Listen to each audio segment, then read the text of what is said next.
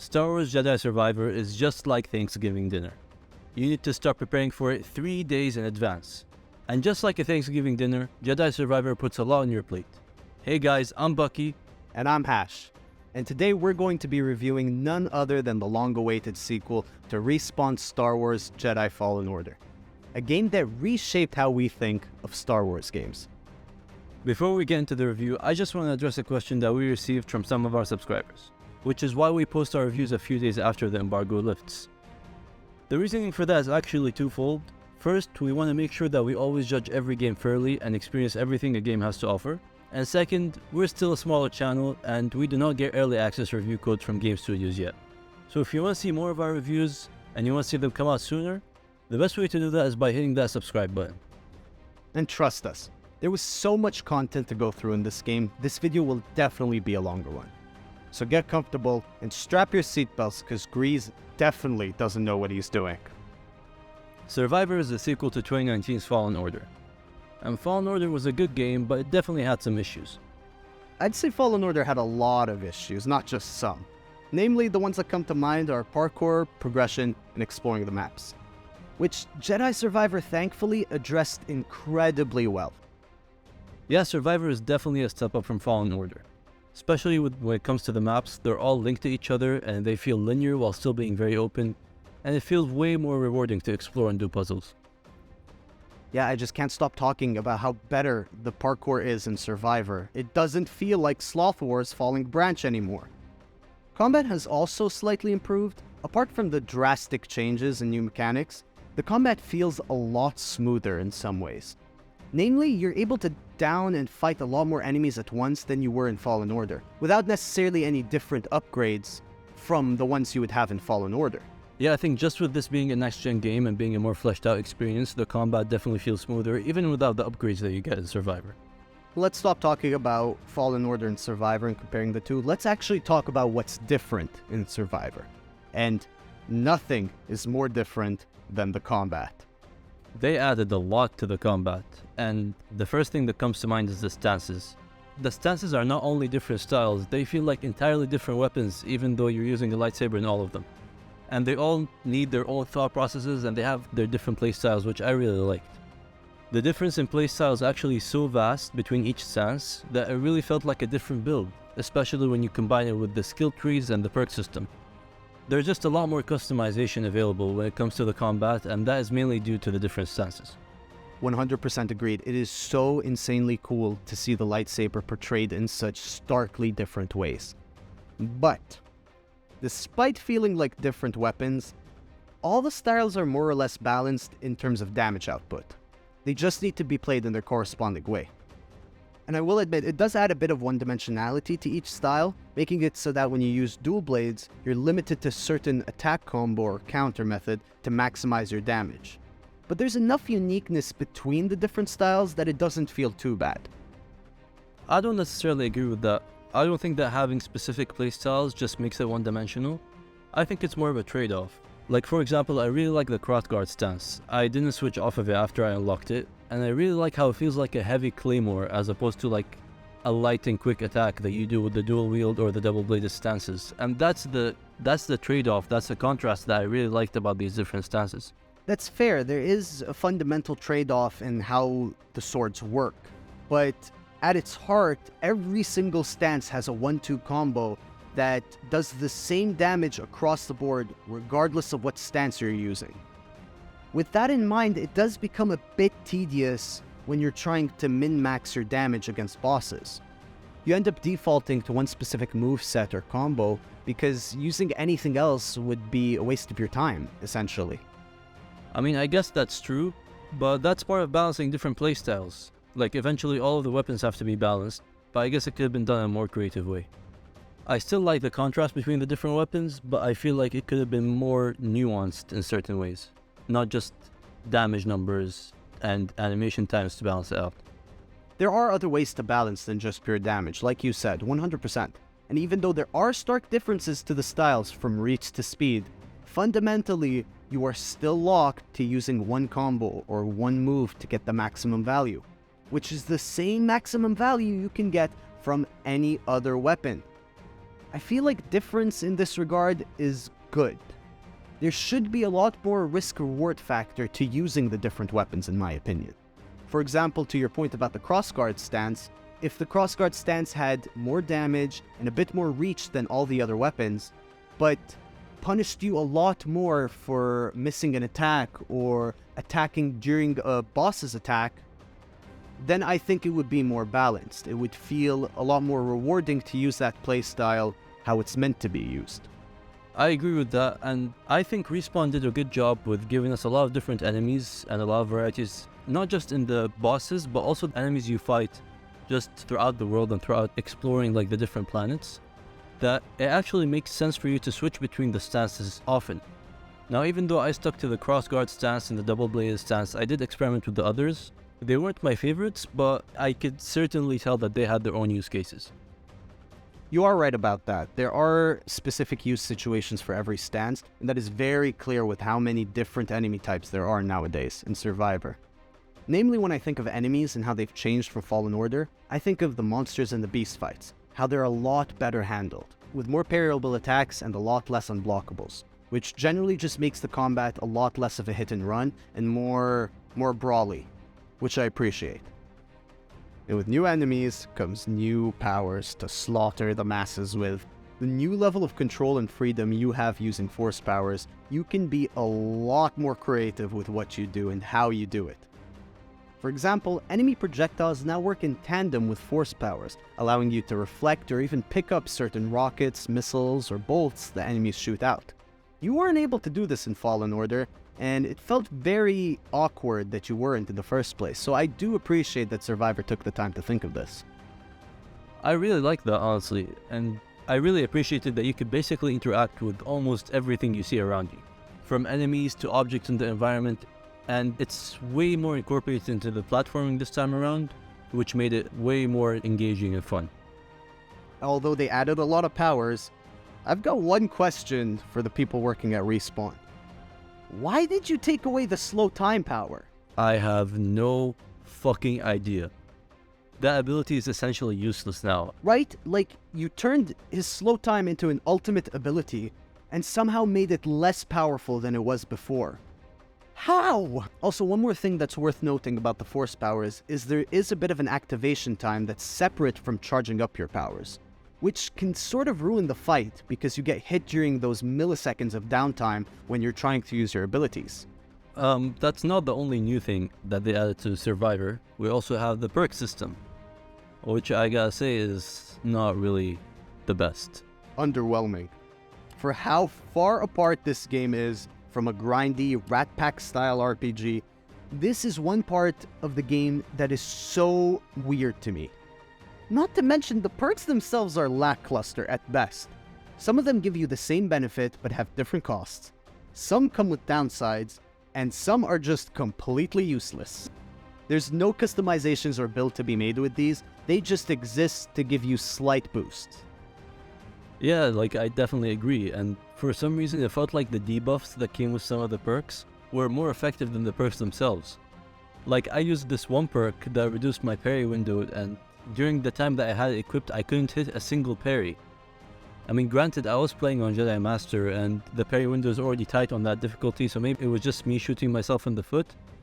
But that perk was supposed to refill my force meter faster, like for the cost of reducing my parry time. I really noticed the reduced parry window, but it felt like my force meter was just refilling normally, which was confusing to say the least. This was definitely one of the weakest aspects of the combat system. I have no idea why they added it, and I genuinely think it would make the game better without it. Now, if there's one studio that knows how to create a good traversal system in their game, it's Respawn. And you'll know what I'm talking about if you've played Titanfall 2.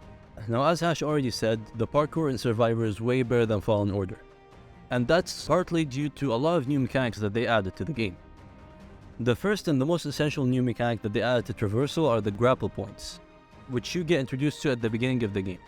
Now, these grapple points make clearing the large distances or like clearing large gaps way easier, and the animations that go into grappling to a certain grapple point are really nice and really smooth, and they just like continue the flow of what is already a great traversal system with wall running and swinging on vines and all of that. It just seamlessly fits within this larger system of mechanics that just create an amazing movement system. Another traversal mechanic that's unique to Survivor is the new Birdie Boys. Not to be mistaken with regular gliders, which we've seen far too much of in other titles. These Birdie Boys fly relatively linearly to get you from one point to another. You can utilize it a little to explore freely in the open world, but be warned that you're probably breaking the game in some way or another if you're doing this. Not only that, but you've also got maps. These aren't too interesting in and of themselves, but there are very unique mechanics that you can do with them to solve certain puzzles or explore around the map. And honestly, all of these new mechanics combine together to create a great movement system for Cal. Just look at this clip from one of the earlier story missions. You're jumping between different zip lines, wall running, and using grapple points in one fluid motion.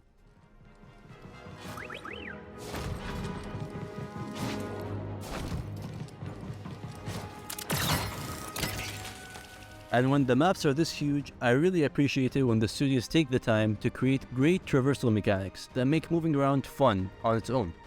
Not to mention that when your maps are so inviting to explore, it's good not to have a terrible traversal system getting in the way. Now, while you're exploring around all the different planets in Survivor, and some of them are just huge, you're gonna come across some of the puzzles, and you'll come across some of them in the story too. And, I mean, I think they're cool, but they're not amazing. Well, what did you think of the puzzles, Ash? I'm kind of on the same boat with you. All the puzzles are relatively simple and straightforward to solve, so they're not that engaging at the end of the day. So they're sort of just there to get in your way, if that makes sense. I mean, some of them are unique, but none of them are really challenging. And you have this, you basically have the same three mechanics that you should use when solving all of the puzzles in the game. And it gets so repetitive. You have these Jedi chambers that you encounter, especially on Kobo, I think, and there are 7 of them. And they all feel similar. I was even watching the guide trying to see which ones I completed to get the Platinum Trophy, and I couldn't tell them apart. I couldn't tell which ones I finished and which ones I didn't get to yet. And it was at that point that I realized that these puzzles are so uninspired. Finally, in gameplay, we're going to talk about the reward system. And this part got me and Bucky into a heated argument off camera, so we decided to save it for the video. But in my humble and unbeknown opinion, I think that the reward system is straight up garbage. Before you all attack me in the comments, including you, Bucky, I think doing the puzzles, exploring the map, and completing all the side content in this game gives you a rewarding feeling in of itself. Respawn has done an incredible job by making the gameplay loop engaging and, most importantly, rewarding as a standalone. That being said, I'd honestly feel more satisfied if I beat a side boss and got nothing than completing that same side boss just to know that all I'm gonna get is a denim jacket. But what other rewards were you looking for? You get customization items for Cal and BD-1, you get some upgrades to your health and your focus, you get skill points, you get perks, you get XP. I mean, that's all you can really expect from a game. This is where I feel the perk and skill system could have been utilized better. The skills don't necessarily make you more powerful, they just give you more utility focused around combat. There are still downsides to using and leveling up every skill in the game, so getting a skill upgrade doesn't necessarily give you that power boost that you look for in other games. In general, nothing gives you that boost. You're forced to simply get better at the mechanics or concede and drop the difficulty. That may not be a bad thing to some players, but to me it felt very limiting. I mean, what you're saying is true, but at the same time, this is not that type of game. This would be a problem in a Dark Souls or in an Elden Ring maybe. The games that get easier the more you play simply because your character becomes more powerful. I feel like in Survivor's case, I would liken it more to a classic action-adventure like Uncharted 4 rather than a Soulsborne game. What I'm trying to say is, even if Cal unlocks more skills, he's not necessarily gonna get stronger. So if you are stuck at a certain point or if there is a boss you can't beat, at the end of the day, the only 2 options that you have are either to drop the difficulty or get more familiar with the mechanics. Similar to every other action-adventure game. For example, if you're playing Uncharted 4 and you get to a boss that you can't beat, the only option you really have is to either memorize that boss's move list or just drop the difficulty. And I feel like that's the thing I feel like that's where the confusion stems from, is just because Jedi Survivor has some Souls-like elements does not mean it should behave exactly like a Souls game. It's just borrowing some elements from that type of game but it's still an action-adventure at its core, at least in my opinion. I see your point, and I can agree with it. I think my frustration mainly stems from that exact towing of the line between a linear action story game and a Souls-like RPG. They took the best of both worlds for sure, but when it comes down to it, it's hard to pinpoint what kind of game Jedi Survivor was trying to be. I mean, if we're talking about what type of game Survivor is, I would say it's a Star Wars game through and through, honestly. And nothing really shows that more than its story. It's a Star Wars story if I've ever seen one, and that's not necessarily a good thing. You have your crew, you have your impossible odds, you have your epic moments, but it's also a very predictable plot. Laughably predictable. Not even talking about a climax or plot twist, even though those were predictable as well. But even the smaller story beats aren't the edge of your seat experience you thought you were getting yourself into. If you're a fan of the Star Wars movies, you'll love the story, because it plays out like every movie would. We're gonna talk more about the story in the spoiler section of our review later in the video, but if you're planning on skipping that, just know that it's a good Star Wars story with good writing and characters, but it has terrible pacing. You're gonna get those moments that you came to this game for, but unfortunately, you're gonna see them coming a mile away. Aside from the story missions, you're gonna spend most of your time in this game exploring the infinite maps that the game offers. You have a good selection of maps. You have your huge maps like Kobo and Jeddah, and you have your smaller, more linear maps like Coruscant and Nova Garon. I really like that they had this wide variety, because in Fallen Order, all of the maps, not that they weren't varied, it's just that all of the maps felt like they were the same size. Like Zepho was the same size as Dathomir, and it was the same size as I forgot what other planets they had in that game, honestly. But in this game, you have like your two main planets, which are Kobo and Jeddah, and then you have all these other smaller planets like Coruscant and Nova Garon and the Shattered Moon. They are, like I said before, they're linear, and you can just get in and get out. You explore the whole planet in, I would say, a couple hours. But if you want to go into Kobo, know that you're gonna spend 10-15 hours just running around, going through all the alleyways, finding every little crack between the rocks that you can slip through, because there's just so much to discover. Yeah, you'll quickly find the rhyme and rhythm behind the map design. It's really intuitive. Plus, pairing it up with the extremely smooth traversal system, you will unironically spend hours fucking around on alien planets because you're a Jedi Knight and you can. Here's just a quick list of things I did the second the game let me explore. I took over a droid base, fought a testicle bear that saw Cal as steak and BD-1 as dressing, and of course, abused the seemingly infinite godlike powers Force users have to defile clone troopers and droids alike. Oh my god, abusing troopers was so much fun, especially because they're so fucking helpless, and when you're using the Force on them, it's like these little ragdolls, and you just have entire control. And I have this one clip on Jeddah where I beat this ATST, and I just had my fun with the pilot.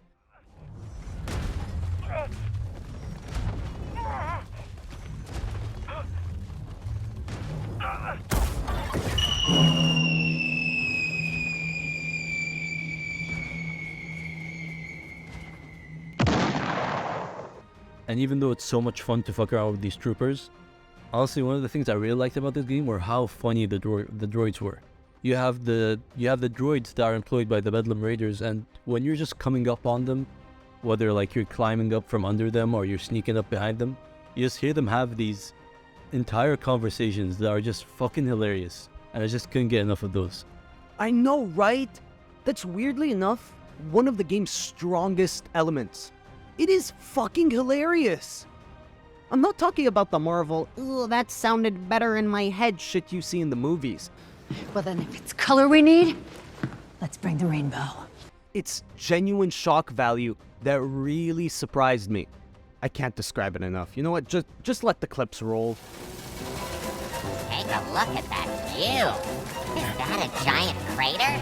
Wow. I got it so easy. Guard the cliff, crush the locals, look at the scenery. Nobody's getting past me, not without a blaster hole in him. Now, they all just reek of desperation and fear. I can't smell anything. My olfactory sensors appear to be offline. All right, guard the area. There could be more of them around. Sir. Sir. Oh, so I guess this means I'm in command now. Another base for the Bedlam Raiders. We're unstoppable. Those other droids here are such chumps. They do whatever we say. Suckers. You'll never catch me taking orders like that. No way. Not me. I mean, unless it was Ravis, in which case, well, obviously. Come on. Don't look now. Whoa. I look down. We have a... Watch out. All of this makes exploring the different maps of this game so much fun, honestly. But there's a lot more you can do besides abusing troopers and laughing at droids. There's a lot of challenging boss fights just spread throughout this game. You have, I think, 13 legendary enemies, you have around 15 or 16 bounty hunters, and each one of these is different and unique in their own way. They do share some similarities with the normal enemies you see throughout the game, but they're either like buffed up versions that are just stronger, or they can take more damage, or they deal more damage.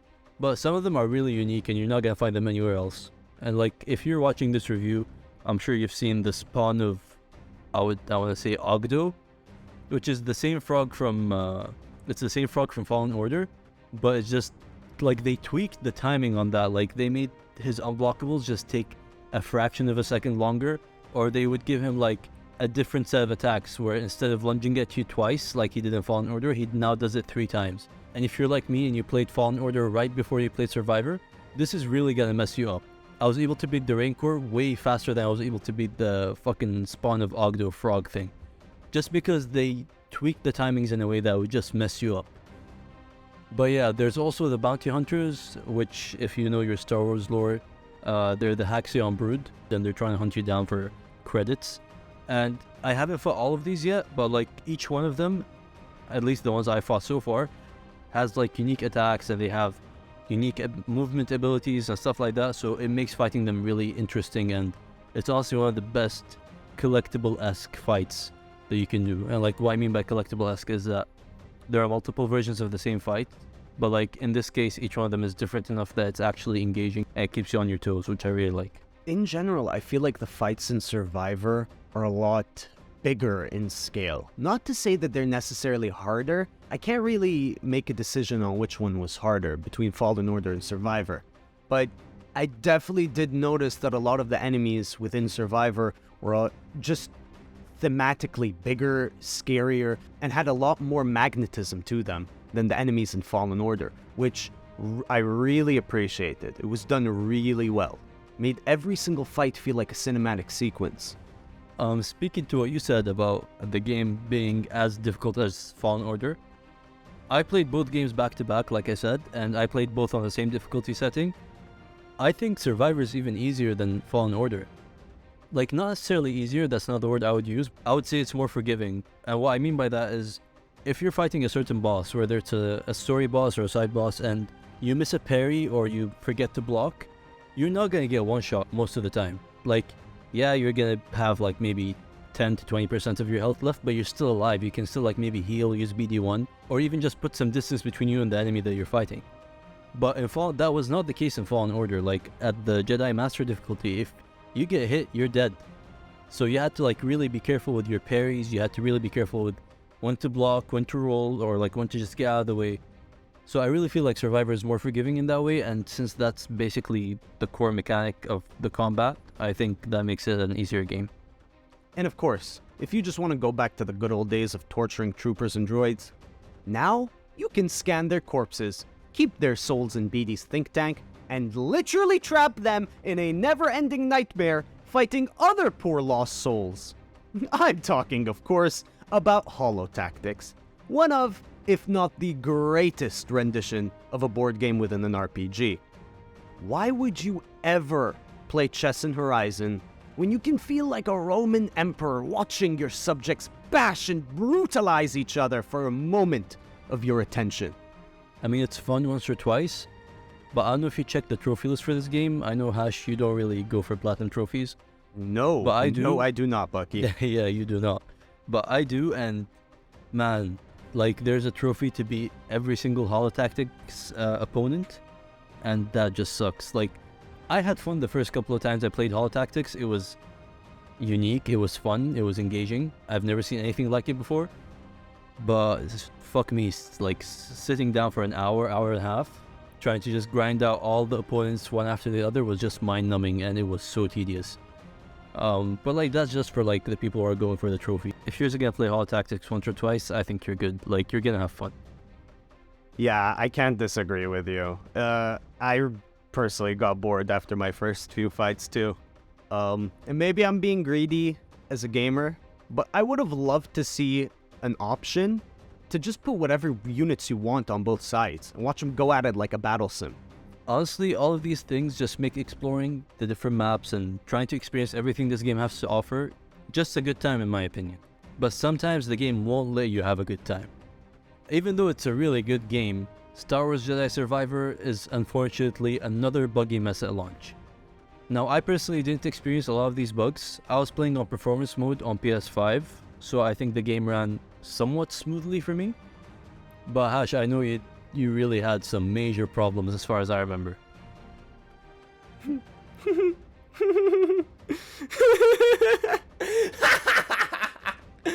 Yes, I did, Bucky. At first, I saw the cutest and most harmless bugs ever. These guys were adorable. One bug flung me through doors. Another gave Cal leg spasms. One let me hibernate for winter in what I would consider a rather convenient cave. And one that makes Cal try his favorite gang signs. But the more you play, the more of these cute little guys you see. And suddenly when there are 100 cute little bugs staring at you, they're not so cute and little anymore. I've had convos that get interrupted by chickens chanting bloody murder. Fall damage that isn't fall damage anymore because you double jumped? And the icing on the insect cake itself was this clip.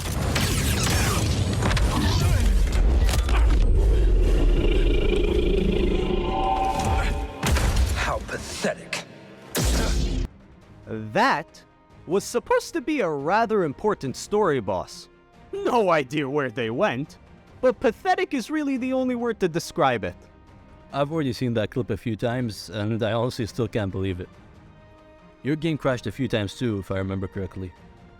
My total tally came up to 4 crashes, almost all of which were directly caused by water animations. And the thing is, we both played on a PS5, which apparently runs smoothly compared to what this game looks like on PC. Honestly, with this and the Redfall situation, it looks like games launching with bugs is apparently becoming normal.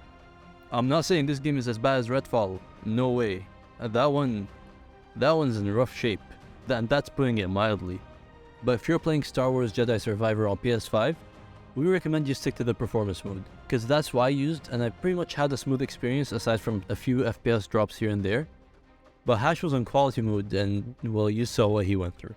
It's gonna take a lot of work to recover mentally, but with your support, I'll make it through. Of course, you can support us by liking and subscribing to the channel. Also, don't forget to leave a comment letting us know your thoughts. Thank you. Star Wars Jedi Survivor is a great follow-up to Fallen Order. It improved on so many aspects like combat, traversal, and map design. But unfortunately, its story is predictable and suffers from some pacing issues. And like so many other releases recently, it's ridden with bugs.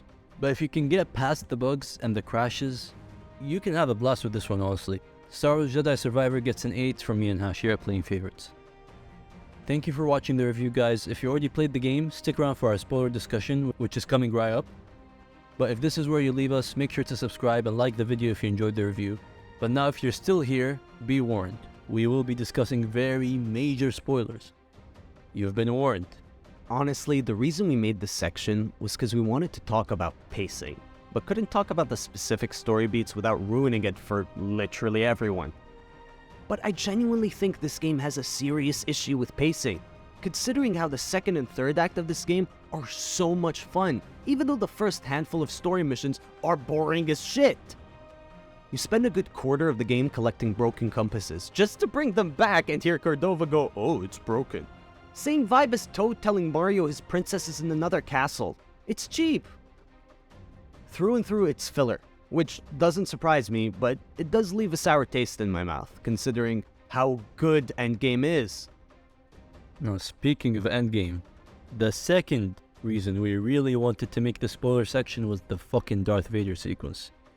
Now if you like the one in Fallen Order, you're in for a treat this time, because that was nothing compared to this, honestly. Fighting Darth Vader and having it be a fully fledged boss fight was easily the best video game moment for me this year so far. Darth Vader as a character just has this like ominous presence, if you know what I'm talking about. Like whether it's in a movie or a game or any other form of media, honestly, you can't top that. And I know some of you might be disappointed that Respawn chose to do a Vader cameo twice in a row, but honestly it was the highlight of the game for me, and I want to see Vader again in Jedi 3. Like whenever that comes out, I just want Vader to be in that game as well. Dude, I couldn't agree more. The best part about it was that it was more than just a cameo. That one fight, albeit as Seer, has so many insane, well-animated, and well-executed moments. To see Vader fight to the death is amazing alone, but to have him fight you, it's so well executed. There's no other words to describe it. The dude puts down his sword just to flex those force powers on you mid-fight. What else could you ask for? The Vader fight being so epic is part of the reason I hate the final boss fight so fucking much. Like, just hear me out, okay? You go through the game fighting a 300-year-old Jedi out of cryostasis, an alien that can regrow his limbs, and Darth fucking Vader, only for your final fucking boss fight to be against fucking Bode? First off, Bode? Bode. Bode? Sorry to anyone whose name is Bode, but I'm sure you're not a spacefaring, force-using Imperial spy. And when I think of a spacefaring, force-using Imperial spy, the name Bode does not come to mind. Cal, Seer, Grease, Z, Marin, all feel like they fit into a space universe. But hey, why not add Kevin to the gang? It's just such an underwhelming and anticlimactic boss fight to end the game on. Like, I don't want to repeat myself, but especially after everything that came before, it's just so underwhelming. It's like you're ending the game on a low point, which just doesn't make sense, which is why I have such a big issue with the pacing in the first place. I think Dagon should have been the final boss fight. Like, at least that's the villain that you spend the entire story, or like, I would say 75% of the story going up against. So it just makes sense for him to be the final boss fight, or like, if you're not gonna do that, push Darth Vader up in the story and make him the final boss fight. I don't know, I just feel like some elements could have been shifted around in the story. That would have made like for a better overall experience, in my opinion. Alright, even though I had my issues with the Dagon boss fight, which, yeah, surprise, that was Dagon who disappeared mid-fight. But despite those glitches, it really was a cool boss, and gave you that climactic endgame feeling that Bode just simply couldn't. Which just sucks. I feel like the story as a whole would have benefited if certain parts of the events were just moved around in terms of timeline. It wouldn't take away from the greater story or the entire directorial image of the game, but it would make the big finale moments feel more like big finales. If you've made it this far into the video, we just want to thank you for watching and stick around till the end.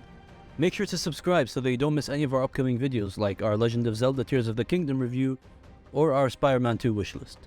In the meantime, however, check out some of our other videos discussing God of War's post-story content or Hi-Fi Rush, Xbox and Bethesda's Shadow dropped sleeper hit. Once again, thank you guys so much for watching, and we'll catch you in the next one.